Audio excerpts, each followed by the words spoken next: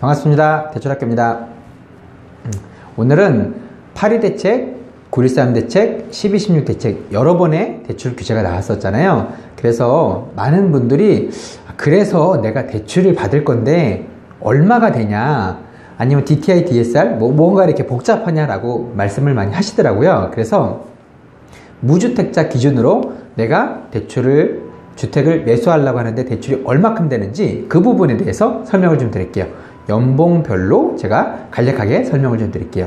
대출을 일단은 하시려면 간단한 용어에 대해서 알아야 돼요. 그 용어가 뭐냐면 LTV, DTI, DSR 요 세 가지는 기본적으로 아셔야 되는데요. LTV는 주택담보 인정 비율이라 그래서 대출 금액을 담보 가치로 나눈 거예요. 예를 들어서 10억짜리 주택이다 그러면 LTV가 60이다 그러면 6억까지 대출이 되는 거고요.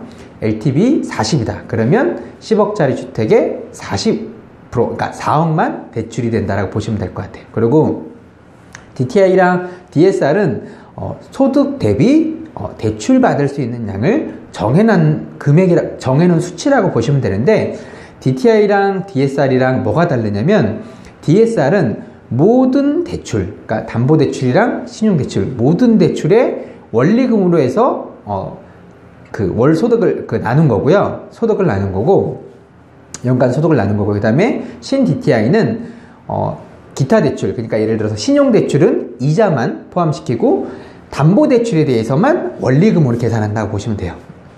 그래서 DTI랑 DSR을 둘 다 따져보셔야 되는데, 이걸 계산식을 아실 필요는 없고 부동산 계산기 어플이 있어요. 그래서 내 소득이랑 뭐 기타 부채 같은 거 입력을 하면 DTI랑 DTI 몇, DSR 몇 이렇게 아실 수 있고, 또 은행 가면 담당자가 다 알아서 계산을 해줘요. 그래서 기본적으로 DTI가 뭐고 DSR이 뭐라는 건 알고 계셔야지, DTI가 오버됐다, DSR이 오버됐다 그러면 그럼 내가 소득을 더 추가를 하면 되겠구나, 이렇게 생각을 기본적으로 하시고 알고 계신다라고 생각하시면 될 것 같아요. 그래서 DTI랑 기본 용어에 대해 설명드렸으니까 어떻게 대출을 받을 수 있는지 한도를 산정하는지 설명을 좀 드릴게요. 기본적으로 대출을 받으려면 규제 지역인지 비규제 지역인지 나눠야 돼요. 비규제 지역은 크게 신경 쓸 필요가 없는데 그냥 70% 된다라고 보시면 되고요. 규제 지역은 규제 지역 내에서 투기 지역이냐 투기 과열 지구냐, 이건 투기랑 투기 과열을 같이 보시면 되고요. 그 다음에 조정 대상 지역이냐 조정 대상 지역 외에 수도권이냐, 요렇게 나뉜다라고 보시면 돼요. 그래서 투기 지역, 투기 과열 지구, 조정 대상 지역은 제가 표를 보여드릴게요. 그전에도 많이 설명을 드렸으니까 내가 매수하려고 하는 지역이 투기 지역인지 투기 과열 지구인지 조정 대상 지역인지 아니면 그 외에 수도권인지 그걸 먼저 보셔야 돼요. 그래서 내가 매수하려는 지역이 일단 어느 지역이다 선정을 하신 다음에 그 다음에 주택가격이 얼마다, 이거에 따라서 기본 DTI랑 LTV 이게 정해진다라고 보시면 될 것 같아요. 제가 이 표를 보여드리면 투기지역 같은 경우에는, 예를 들어서 투기지역 같은 경우에는 무주택 세대 같은 경우는 LTV 40, DTI 40으로 되어 있잖아요. 근데 위에 보면 서민 실수요자는 LTV 50, DTI 40으로 되어 있어요. DTI 50으로 되어 있어요. 그러면 똑같은 무주택 세대인데 어떤 건 서민 실수요자고 어떤 거는 그냥 무주택 세대로 인정을 받냐, 이 두 개의 차이점은 주택 가격과 연봉에 따라 달라요. 예를 들어서 투기지역 및 투기 과열지구는 부부 합산 7천만 원 이하, 그 다음에 처음으로 주택을 매수한다 그러면 8천만 원 이하이고, 그리고 주택 가격이 6억 원 이하인 경우엔 서민 실수요자로 인정을 받을 수 있다고 보시면 될 것 같고요.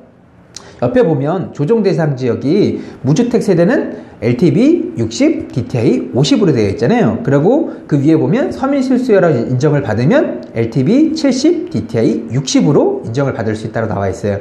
조정 대상 지역에서 서민 실수요자로 인정을 받으시려면 부부 합산 연봉 6천만 원, 그 다음에 생애 최초로 주택을 매수하시는 경우에는 부부 합산 7천만 원 이하이고, 주택 가격이 5억 원 이하이면 서민 실수요자로 인정을 받을 수 있다고 보시면 될 것 같아요. 그리고 그 외 수도권 같은 경우에는 무주택 세대나 서민 실수요자 이런 거 따지지 말고요. 그냥 LTV 70, DTI 60, 그 다음에 1주택인 경우에는 LTV 60, DTI 50 이렇게 보시면 될 것 같아요. 그래서 일단은 투기지역 및 투기과열지구 조정대상지역 이렇게 먼저 설명을 좀 드릴게요. 그러면 내가 연봉에 따라서 받을 수 있는 금액이 좀 다르니까 연봉 3천만 원일 때, 6천만 원일 때, 9천만 원일 때 이렇게 나눠서 설명을 한번 드릴게요. 먼저 연봉 3천만 원일 때 기준으로 설명을 드리면 내가 투기 및 투기 과열지구를 산다라고 가정을 한번 해볼게요. 서울 같은 경우는 대부분 이 안에 들어오니까 투기 및 투기 과열지구를 간다라고 가정하면 기본적으로 LTV 50, 신 DTI 50, DSR이 70으로 들어와야 돼요. 근데 만약에 6억 원의 주택을 매수한다 그러면 연봉도 7천만 원 이하이고 주택가격도 6억 원 이하니까 서민 실수요자로 인정받을 수 있겠죠. 그러면 위에 거, 그러니까 서민 실수요자로 인정받으면 LTV 50, DTI 50 이렇게 되는 거니까 대출 최대 받을 수 있는 금액은 2억 9,600만 원 정도 보시면 돼요. 2억 9,600만 원. 왜 LTV 50이면 6억에 50%니까 3억을 다 못 받느냐라고 생각을 하실 텐데 제가 DTI랑 DSR을 따져야 된다라고 말씀을 드렸잖아요. DTI랑 DSR은 앞에서 얘기했듯이 소득 대비 부채를 따지는 거예요. 그러니까 DTI 2억 9,600이면 DTI가 49.92%가 되거든요. 더 받고 싶어도 못 받는 거예요. 그렇게 보시면 될 것 같고요.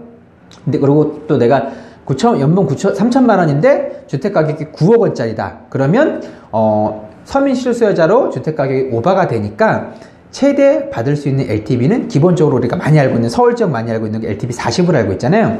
2억 3,500으로 알고 계시면 될 것 같아요.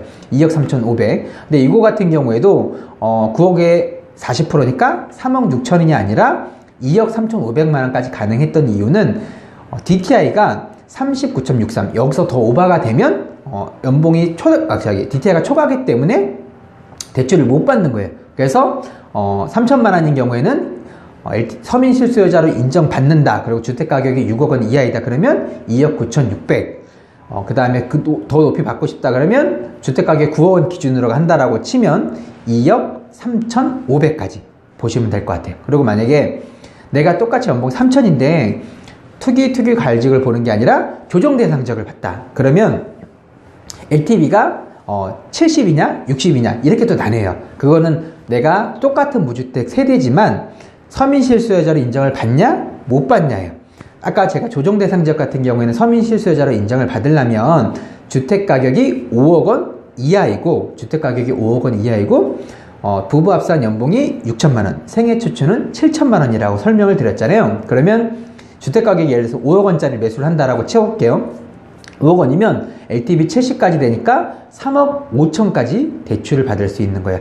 3억 5천 대출 받을 수 있는 거고 내가 만약에 9억짜리 주택을 매수한다라고 치면 주택가격이 5억 원 이상 초과됐으니까 서민 실수요자로 인정받지 못하고 그냥 무주택 세대로 인정을 받거든요. 그러면 LTV 60%. 그래서 대출 최대 받을 수 있는 금액은 2억 9,500만 원. 이게 왜 대출 금액이 줄어들었냐면 LTV도 주는 것도 있었지만 결론적으로 줄어든 거는 DTI가 60에서 50% 줄었기 때문에 대출 최대 받을 수 있는 금액은 2억 9,500만 원이에요. 2억 9,500만 원. 근데 대부분 신용대출이 껴있는 경우도 많이 있잖아요. 근데 제가 신용대출을 껴있는 걸 왜 설명을 안 드렸냐면 대부분의 신용대출을 끼고 있을 거예요. 하지만 그 연봉이 상대적으로 낮은 경우 같은 경우에는 신용대출 끼는 것보다 신용대출 다 상환하고 담보대출로 먼저 다 최대로 많이 받은 다음에 다시 신용대출 받으시는 게 유리하기 때문에 그래서 신용대출이 없다는 전제 하에 설명을 드린 거고요. 다음으로는 그러니까 연봉이 6천만 원일 때 설명을 드릴게요. 연봉이 6천만 원일 때 먼저 투기지역 및 투기과열지역 같은 경우에는 LTV가 50, DTI 50, 그다음 DSR이 70으로 인정을 들어와야 되는데 일단은 6억 원 이하인 경우니까 서민 실수요자로 인정받는 경우잖아요. 연봉, 집 가격이 다 들어오니까 최대 받을 수 있는 금액은 3억까지 50%에서 받을 수 있고 여기서부터는 신용대출 좀 활용하는 게 좋아요. 기존에 신용대출이 있다라고 하면 그 DTI나 DSR로 따진다라고 하면 2억 1천만 원까지 쓰실 수 있어요. 물론 신용대출이 2억 1천만 원까지 나오지는 않을 거예요. 많이 해봐야, 정말 많이 해봐야 300%거든요. 대부분은 100에서 150, 물론 연봉에 따라 다르겠지만, 신용대출 같은 경우에는 100에서 150%가 제일 적정선을 많이 받고요. 소득이 높은 경우에는 2배, 3배까지 되는데, 이거는 수치를 계산하려고 이렇게 많이 잡아놓은 거예요. 계산식으로 보면요. 그러면 3억 원에 신용대출이 2억 1천만 원 기본적으로 깔고 있어도 3억까지 대출을 받을 수 있는 거예요.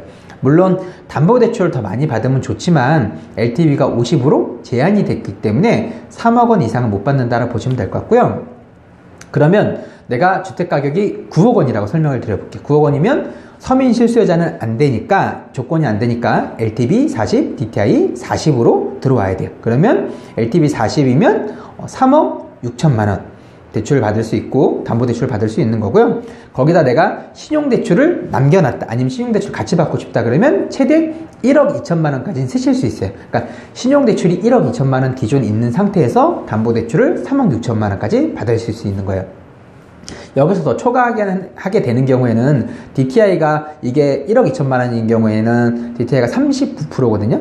DTI가 40까지 되니까 더 오버가 되면 DTI가 초과하게 되기 때문에 이렇게 이게 최대 받을 수 있는 금액이라고 보시면 될 것 같고요. 그 다음에 조정 대상 지역인 경우, 연봉이 6천만 원인데 조정 대상 지역이다. 그러면 LTV 70%까지 받을 수 있어요. 일단은 주택가격에 따라서 주택가격 5억 원이면 LTV 70%까지 받을 수 있으니까 57에 35, 그러니까 대출 최대 담보대출 받을 수 있는 금액은 3억 5천만 원.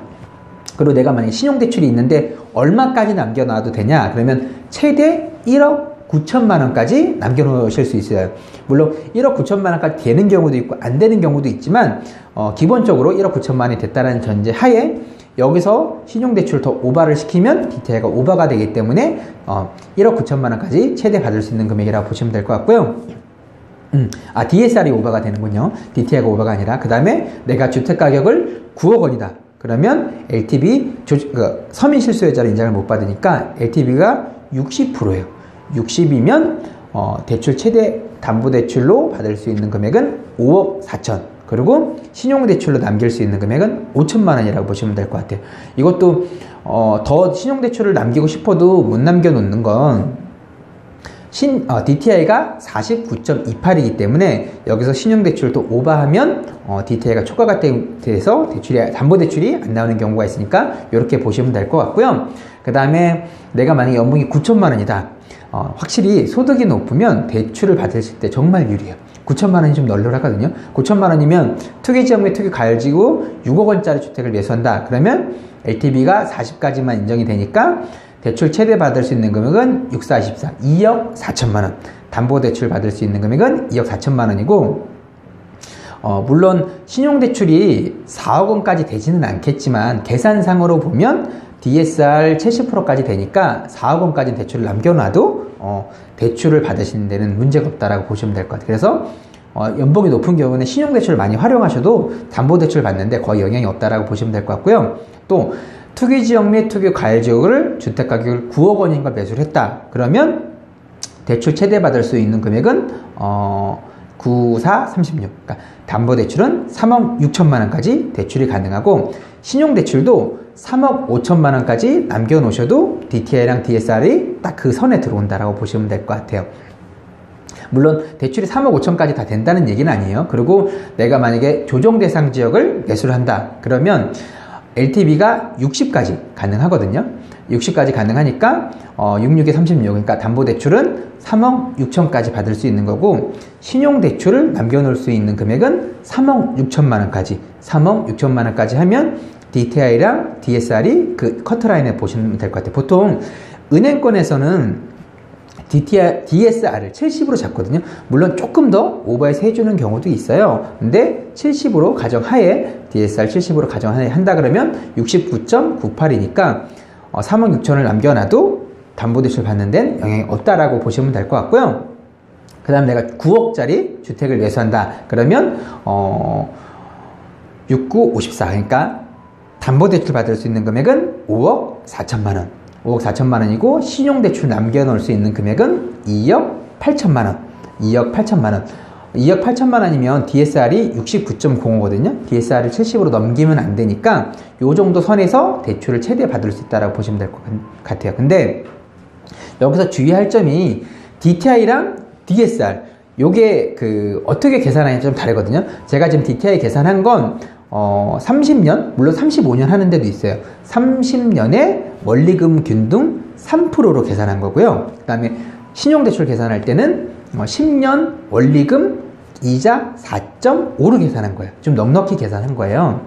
그래서 만약에 내가 DTI나 DSR을 좀 오버될 게 좀 걱정된다 그러시면 먼저 선 계산을 먼저 해보시고 조금 혼동이 되거나 아니면 커트라인이 있다 그러면 담당자랑 상의를 해서 은행에 내방하셔서 전산에 입력하시는 게 계산하시는 게 가장 적당해요. 가장 유리하다고 보시면 될 것 같아요. 정확하다라고 보시면 될 것 같아요. 그래서 다주택자나 아니면은 주택을 여러 번 매수해 보신 경우 같은 경우에는 내가 LTV, DTI 이런 걸 계산하실 수 있지만 평소에 주택을 매수했던 경험이 없으신 분이라 그러면 LTV는 뭐고 DSR은 뭐고 DTI는 뭐고 많이 혼동이 되실 거예요. 그래서 제가 한 연봉 대비 이 정도 대출을 받을 수 있다고 계산을 해 놓은 거니까 내가 연봉이 한 요 정도 되면 대출을 담보대출 요 정도 LTV는 계산하기 굉장히 쉽잖아요. DTI나 DSR이 한 요 정도 요 정도 선이구나, 요 정도 대출을 받아서 남기고 이용하면 되겠구나, 요렇게 계산하시면 될 것 같아요. 제가 지금은 무주택에 대해서 설명을 드렸지만 혹시나 제가 반응이 좋으면 나중엔 다주택자나 아니면 1주택자 요것도 추가로 설명을 한번 좀 드릴게요. 혹시 제 영상이 도움이 되셨다면 구독과 좋아요 부탁드릴게요. 이상입니다.